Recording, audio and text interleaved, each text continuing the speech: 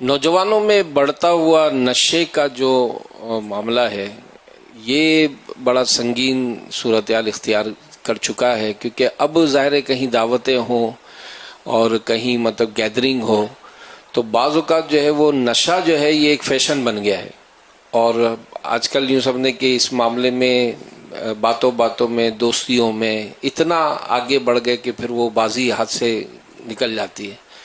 تو آپ اس معاملے میں کیا ایسا مشورہ دیں کیا کہ ہم ان چیزوں کو پہچانیں کہ بھائی یہ جو مفت میں آج ہمیں اتنی سروس دے رہے ہیں، معاملات کر رہے ہیں، تو ہمیں کس طرح سے اپنی صحت کا اور اس طرح کے معاملات سے بچنے کا کیا طریقہ کیا اختیار کریں؟ اللہ پاک رحمت کی نظر فرمایا، دراصل بات یہ ہے کہ کوئی گٹر کے پانی میں ڈبکیاں لگائے اور یہ چاہے کہ اس کے کپڑے گندے نہ ہوں، یہ ممکن نہیں ہے۔ تو اس طرح کے دوستوں کی صحبت میں رہے گا، ظاہر ہے تو وہی کرے گا جو اس کے دوست کرتے ہیں۔ الصحبت مؤثرہ، صحبت اثر رکھتی ہے، تو اس کی صحبت کا اثر تو اس کو پڑے گا۔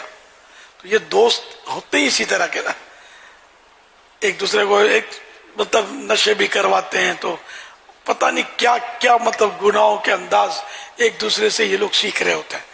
تو ایسی دوستی، ایسی گیدرنگ ہی کو مطلب جب تک کہ دور سے سلام نہیں کریں گے نا، چھوڑ نہیں دیں گے نا، اس وقت تک کہ ایسوں کے ساتھ بھی رہیں اور ان برائیوں سے بچے بھی رہیں، تو یہ کیسے ہو سکتا ہے؟ مولانا رومی رحمۃ اللہ علیہ کا غالباً شعر ہے کہ صحبت صالح ترا صالح کنت، صحبت طالح ترا طالح کنت، اچھے کی صحبت تجھے اچھا بنا دے گی، برے کی صحبت تجھے برا بنا دے گی۔ تو بہرحال لے کے ایسوں کی صحبت پہ نہ رہ جائے۔